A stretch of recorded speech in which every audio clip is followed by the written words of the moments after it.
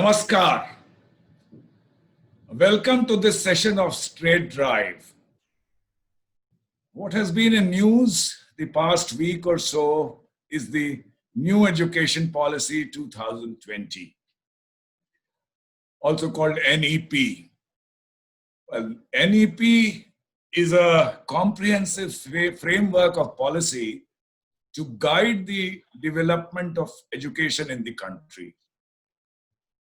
A need was felt for such a policy in early 60s, and after a series of debates, a policy was passed by Parliament in 1968. After that, another policy was formed and announced in 1986, also revised in 1992. But this time, it's after 34 years that a new policy has been announced, which is definitely much more comprehensive in nature and intention. The highlights are major changes in school and education, a single regulator for higher education institutes, multiple entry and exit options in degree courses, discontinuation of MPhil programs, low state board exams, common entrance exams for universities, and so on. Well, common people like me have many questions of this education policy. A common refrain is that our education does not lead to employment, and that a lot of what we are taught is irrelevant. Take my example, as I keep telling people, is I'm an engineer, and I very well know and know it very nicely that 2 + 2 is 4. Whereas in actual life, 2 + 2 is sometimes 3 and it's sometimes 5, which as an engineer, I have not been taught to handle. The beautiful, finer, meaningful things of life. To understand the details of this education policy, I understand, and I know we'll have to go into multiple sessions on Straight Drive, but we will have an overview on some important points today. And that's why I have turned to superior intelligence once again. We have in our panel today Dr. Urvashi Sahni, a social entrepreneur, women's rights activist, and educationist. She has been working for the rights of children and women for over 3 decades. Through various organizations she runs. She is a leading expert in school governance, curriculum reform, and teacher training with a special focus on girls' education. Dr. Sahni is an Ashoka Fellow, a Schwab Fellow, and a non-resident Fellow of Brookings Institution, Washington, D.C. We have Professor Harish Trivedi, retired professor of English of Delhi University, widely acclaimed as a scholar of post-colonialism and translation studies. He has held many high official positions in various international associations. He was chair of Indian Association of Commonwealth Literature and Language Studies for nearly 10 years, the Vice President of Comparative Literature Association of India for 6 years, and he is currently Vice President of the Kipling Society, UK. He has been a visiting professor at University of Chicago, USA, and also at the School of Oriental and African Studies at the University of London. We have Mr. Ajay Shukla, who retired as a top bureaucrat from the Government of India. He was the member Railway Board, but he has been very current with the issues of national importance, and he writes columns and he appears on TV shows on these subjects. So I will begin with you, Dr. Sahni. The NEP introduces the mandatory schooling from 6 to 14 years to 3 to 18 years of schooling, including hitherto missing age group of 3 to 6 years in school curriculum with 3 years of Anganwadi, preschooling, and 12 years of schooling. So how do you see this emphasis on early childhood care and education?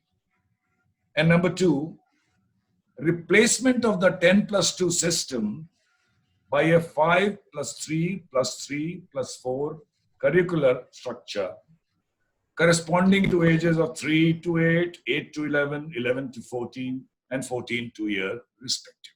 Dr. Sahni. Thank you so much, Mr. Mani, first of all, for inviting me and for the housing introduction. Yes, the new education policy is here and we are all reading it and trying to read the lines and behind the lines. Many of us have been involved in consultations that led to the draft. In fact, thank you for your question because I was involved in the draft that dealt with early childhood education. Actually, early childhood education, as many researchers will tell us, is extremely important for children, and it is probably one of the most important things that this new education policy has laid emphasis upon or brought into being. We have been advocating for this for a very long time, and using research evidence from all over the world. We know that up to 8 years is when the mind is really in the critical stage of formation. It has not only been a great gap that the government is seeking to address, it has also led to more inequality because, as you know, all private schools really start from age 3 and then carry on till 18. It is the government schools and the rural schools which deal with the poorest of the poor that have been errant in this aspect. I had the good fortune to be the advisor to the Chief Minister in Rajasthan in the previous government. And in fact, what we did there was fill in this gap. And we tried to integrate the Anganwadis along with the primary schools. And we moved them into the campus of the primary schools wherever we could. And we got the principal to monitor them and the junior school teachers or the junior school in charge to carefully train the Anganwadi worker and to help her to become a teacher. So it's a very good move. The devil is in the details of its implementation, as it is for the rest of the policy, actually, because no law has been made, no budget has been assigned, and we have to see. The timeline, in my opinion, is too long. 2030 is 10 years. A lot of water can flow under the bridge. We want it sooner than that.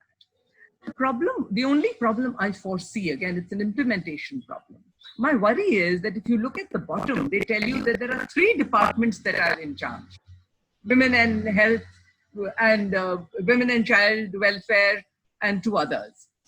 And there is a lot of interdepartmental problems that can arise because of this. I know in Rajasthan, we really had to work hard to get the ICDS department to work closely with the education department in order for us to do what we did. And Mr. Shukla will testify to that, I'm sure. The other problem is that we must take this very seriously. The Anganwadi workers have no capacity to handle this. We can't leave it to Anganwadi workers and Balwadis and Balvatikas, etc. It should be part, if the policy reads very well, it should be activity-based and logical thinking and all the competencies that early childhood education should include, which is very good. But Anganwadi workers can't do it. We need to pay attention to train and recruit good teachers and set up a preschool department in schools like they are in any good school. I want to move to the second question that you asked because I know that we should be mindful of time. In that, actually, I must say that I've looked at it from many different angles and I say, how is it different? Because we run schools, except for the early childhood component, the 3 to 8, which they call educational. And then the next one is called preparatory, and then there is the middle school, and like you call them, and then the secondary. So it's really more of the old wines in new bottles, except for the bottom block. The 3 to 8 is a very good thing. And the other thing that is good about this is that RTE has been extended from age 3 to 18. Once again, the devil is in the implementation details. Where is the money going to come from? How will they do it? And my worry with policies are they all sound so beautiful and wonderful, and you can't really disagree with much. the way they present it. But the point is, how much of it gets implemented is really a problem. And the problem is implementing it in the school system, the part of our school system that is the most dysfunctional, which I'm sorry to say is the government school system. And so with this, I think the good part about this chunking, the different chunking that they have done, is actually the nomenclature. Foundational is very important. They have accepted that age 3 to 8 is really foundational, where we must fix language and numeracy skills. We cannot let those go past us. And that is really very important. And then they moved on to the middle school, okay, where they talk about the science, mathematics, and a more experiential learning, etc., which again is really where all the subject-based training really gets into play. And then there's the secondary school, right? And why I think it is just 9 to 12 and not 9, 10, and then 11, 12, the way it has been, is that they want to take it as one section which will be interdisciplinary, take away the emphasis on exams so that you're not actually measuring it by 10th board exam and 12th board exam, but you're thinking of it as a continuum, which actually in schools, for those of us who run schools, that's how we treat them. We don't really look at it as a difference. And I'm mindful of my time, Sudhanshu, so I want to stop here. And maybe if you want to take it up, you take it up in the future. Thank you, ma'am. You talked of nomenclature, so I forgot to mention that what used to be Education Ministry was made into HRD Ministry and is once again called the Education Ministry. I don't know how significant is that, but leaving that aside, a longish question for you, Professor Trivedi. So the undergrad degree course would be of 4 years duration with multiple entry and exit options. A higher education commission shall be set up as a single body for entire higher education, excluding medical and legal studies, as I understand. And public and private institutions would be governed by the same set of norms for regulation, accreditation, and academic standards. Government also proposes to phase out affiliation of colleges in 15 years and a stage-wise mechanism to grant graded autonomy to colleges. So I come to my question on this, a comment on this, and also how do you see the entry of foreign universities which would be facilitated?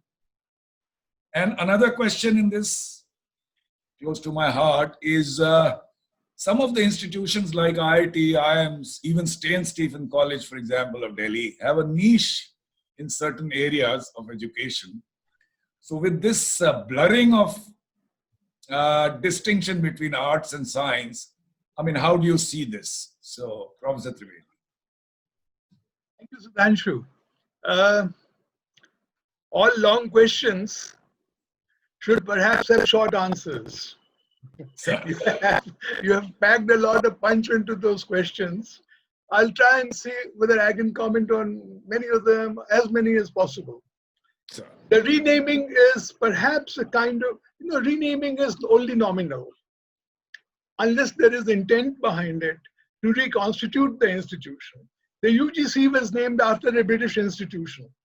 They had a UGC, University Grants Committee. Therefore, we had a University Grants Commission. Now we have a new name. We have several new names, actually.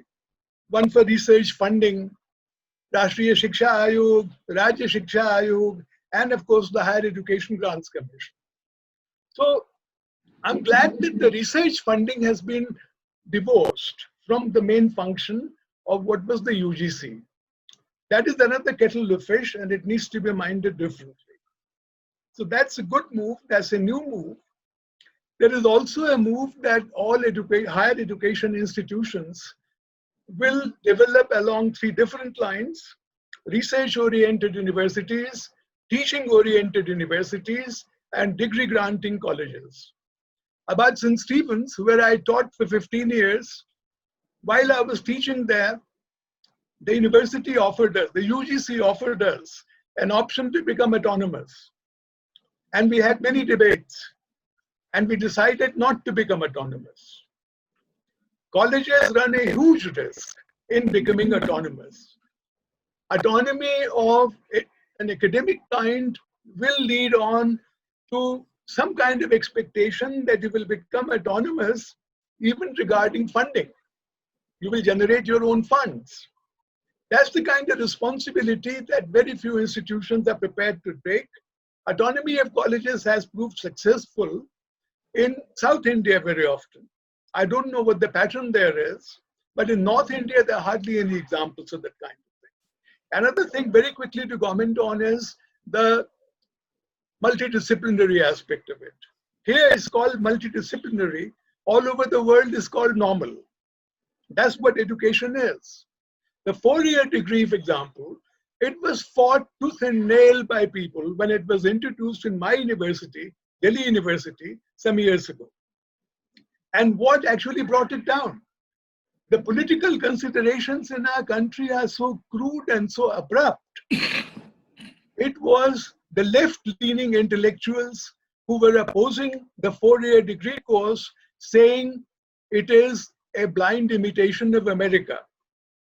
I asked them, how many years does a degree take in China? And they could not answer. It is again 4 years. It's a universal pattern. It goes with the philosophy of education. It's not the length. In the 4-year degree course, ideally, and I've seen that in American universities very often, I have taught along the same pattern in some places there. For the first 2 years, you mix sciences and arts, you mix painting, music, everything, hard sciences, liberal arts. You have a huge basket to choose from for the first 2 years.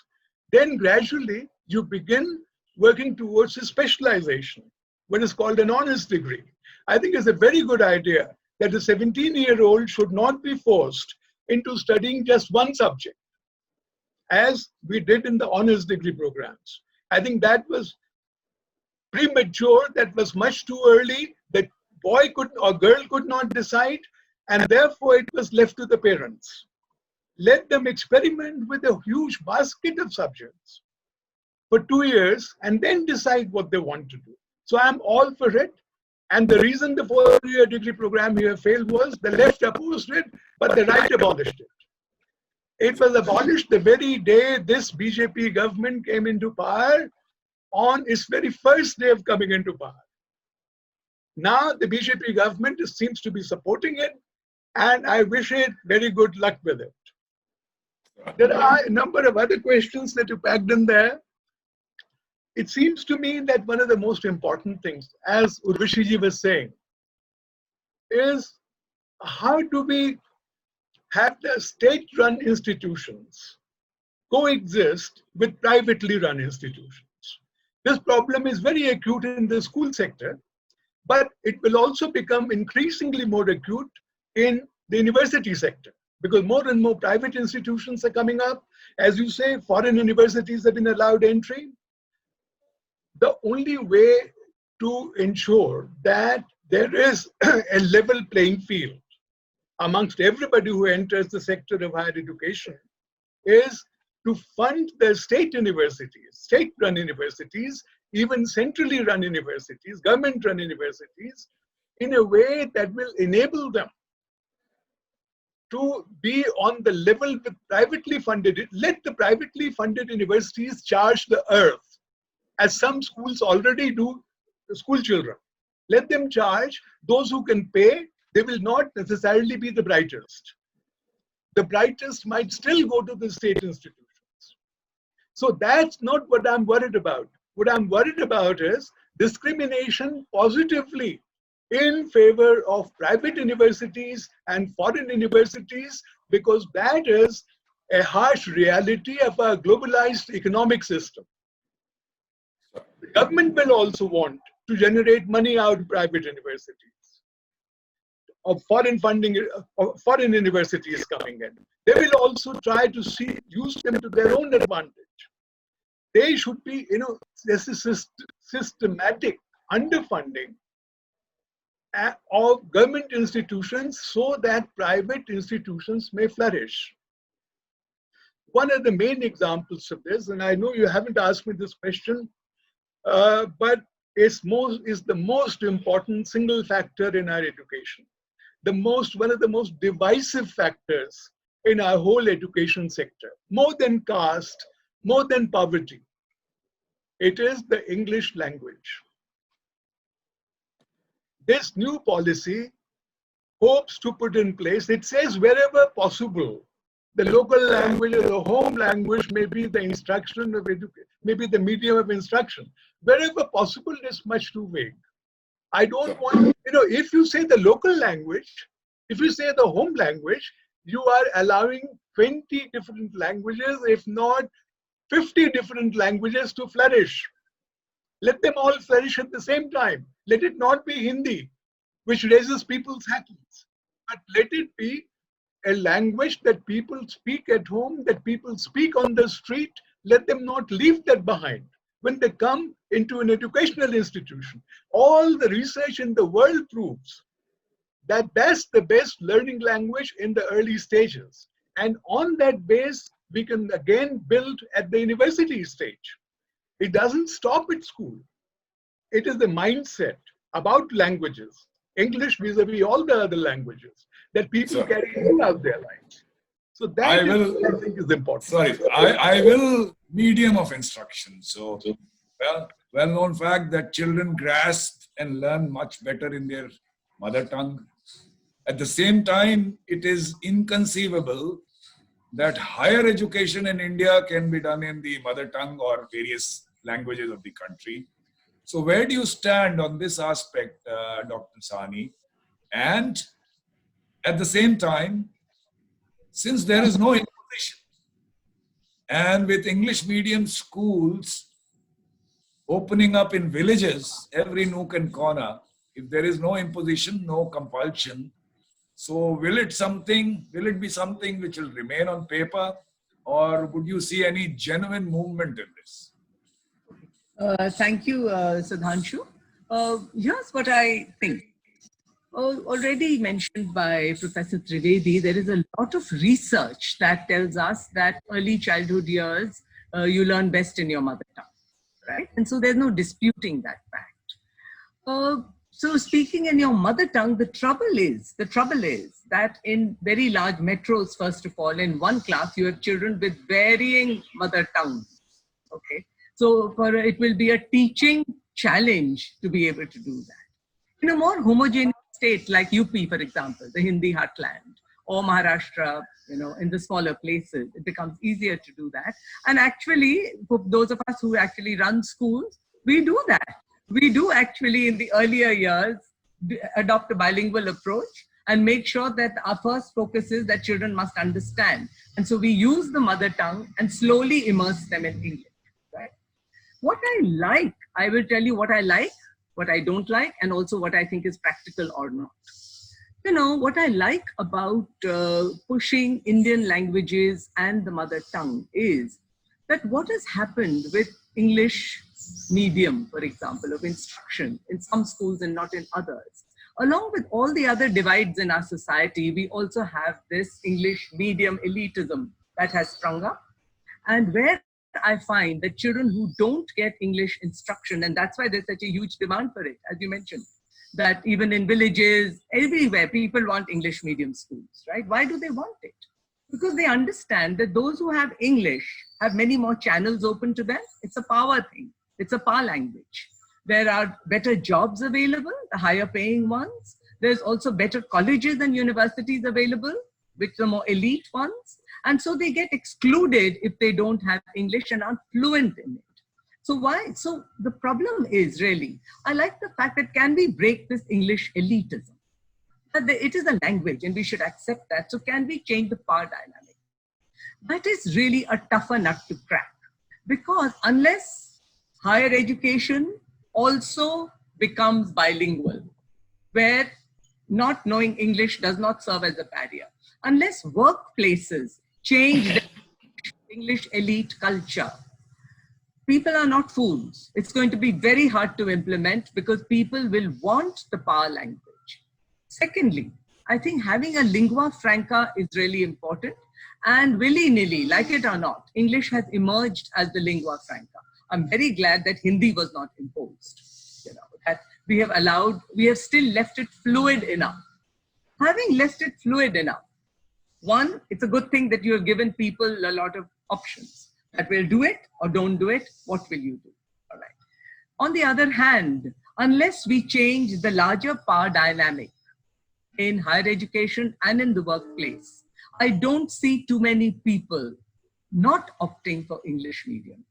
Having said that, let me tell you that in our own organization, we are trying very hard to break the English elitism. We feel that being bilingual, being multilingual is a much richer, and there is a lot of research that says that your brain develops better when you are multilingual or at least bilingual. And I think it is a real gift to have. So in our own organization, we really push bilingual. In the early years, in fact, when study hall was very small, we had tried up to class 5 following the Sardar Patel model to keep it bilingual and teach history and other social sciences in Hindi, because we felt children must learn to be literate in both languages. Whereas they get oral language at home, they don't get literacy at home in their mother tongue unless it is properly taught, right? So it is a very complex issue, by the way. It's also a political issue, right? Which is why I spoke about the power dynamics of it. So when you look at it, you have to give it a very comprehensive look. On the one hand, why are we trying to be bilingual in our own organization? And why are we insisting that even the middle class children must learn to speak in English, in Hindi, just as well as in English? And we find it much more inclusive when we have Hindi, because we want to be inclusive. We don't want to leave anyone out.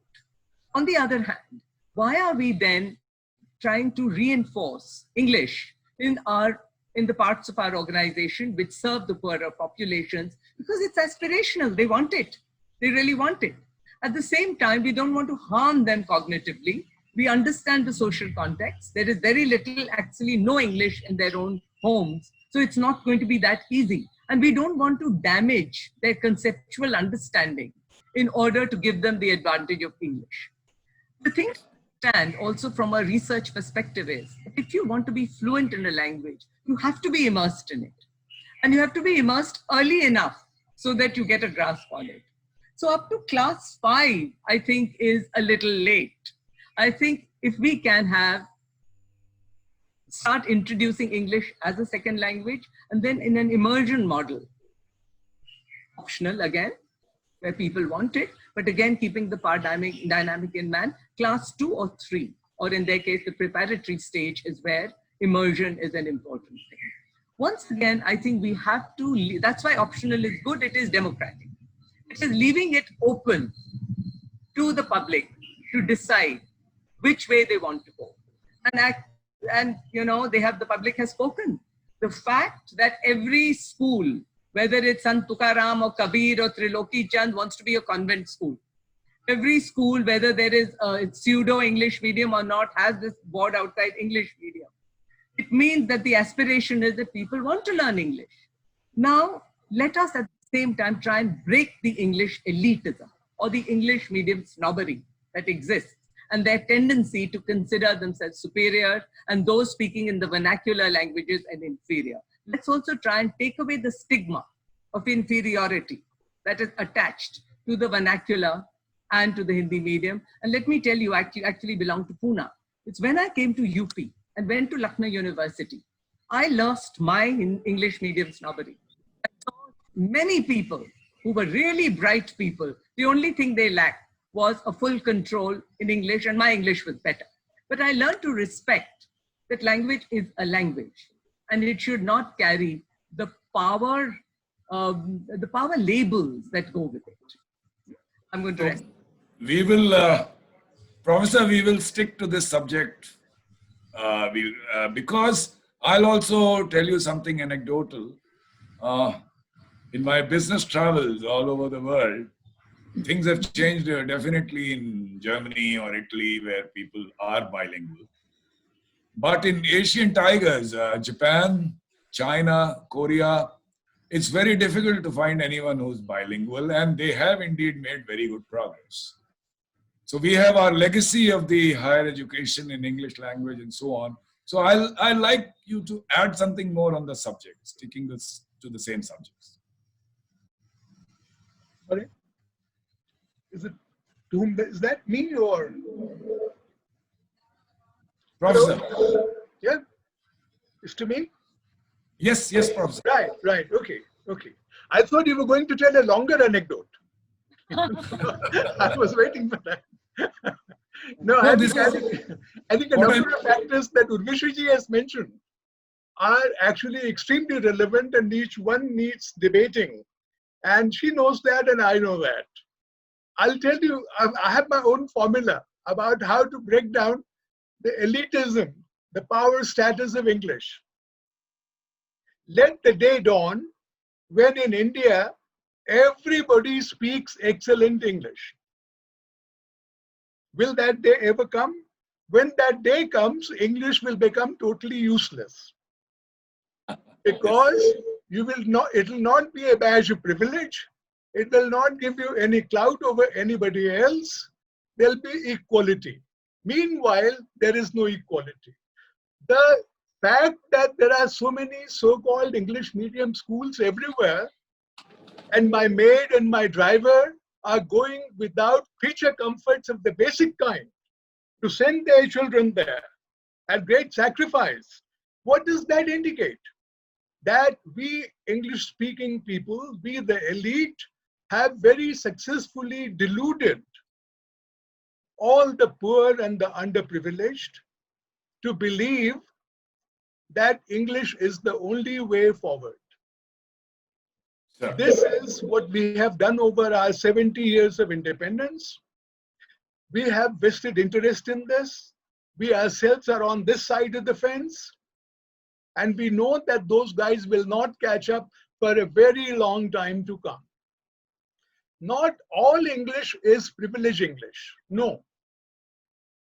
Some people are very good at English. You know, I know, for example, many of my colleagues in the Hindi department. They read more in English. They are more intelligent. They are intellectually more gifted than most of English teachers that I know. And they use English for their purposes by reading it extremely competently and using it in their intellectual work in Hindi. Is not only speaking it fluently and with an accent that is English, but in this very, very widely uneven playing field, we are selling people the dream that it is actually a level playing field. As soon as they learn English, all doors will be flung open. Their kind of English will not get them anywhere. The street corners English medium is not English medium. We sit here and say all these things because we belong to this privileged club. So the other point about higher education in English, you are perfectly right. The texts to be used, the kind of intellectual resources to be used for higher education are not available in many languages, many Indian languages. Some years ago, the Planning Commission, as used to exist, formed a national translation mission precisely to address this lack. I was on a steering body. We met many times in the Planning Commission, in elsewhere as well. And we tried to see what the problem was. I'll tell you what the problem is. Ultimately, we all want to preserve our turf and not let other languages prosper. And this is because, you know, let me give you a counter argument. The most prosperous countries in the world are G20 countries. The G20 countries, look at them. All those countries except our Bharatvarsh, which is also sneaked in there. All those countries use their own language for higher education. It's not English in so many cases. I think 4 or 5 of those countries are English speaking. So they use English. In Russia, in China, in Japan, in Germany, in France, what do they use? So why is it impossible for us to teach at the higher levels? Because we don't want to. Because we don't want to go down that road. Because we lose our privilege. So let's not put the cart before the horse. One can Point taken, sir. Point taken, sir. And I will come to you, Dr. Sahni, but before that, I'll quickly go to Mr. Shukla. I have many questions for you, but time permitting, it'll be difficult. So I reserve those questions for you for the next time. But I have two questions and I bother you for quick answers. One is, of course, do you think the government is actually bothered about enrollment and not about merit and excellence, even when this policy has been announced? Number one.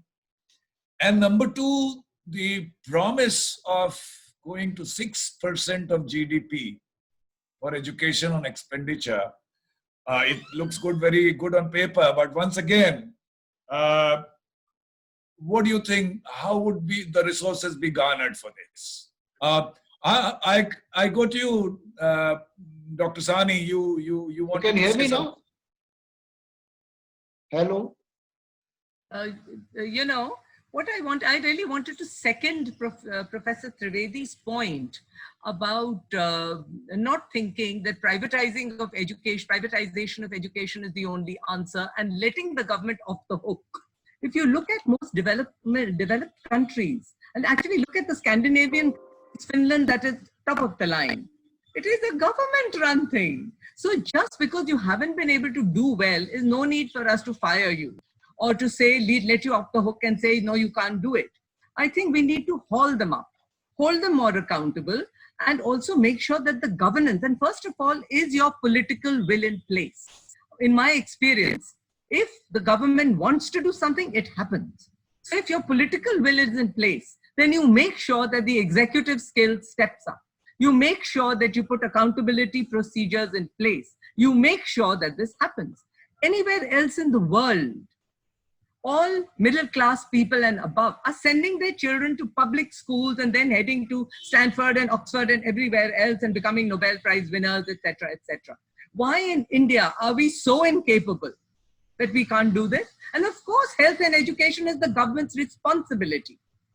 And we cannot let them off the hook. Commercialization of education is a sure way of excluding large numbers, maintaining, as you said, Professor Trivedi, the privilege of the privileged classes, and really maintaining the status quo and the inequality gaps that already exist. Society cannot be trusted to do away with social prejudice of many kinds, which has led to exclusions. And Yes, and private people will not go, have not gone to the poorest of the poor, to the most remote parts of the country.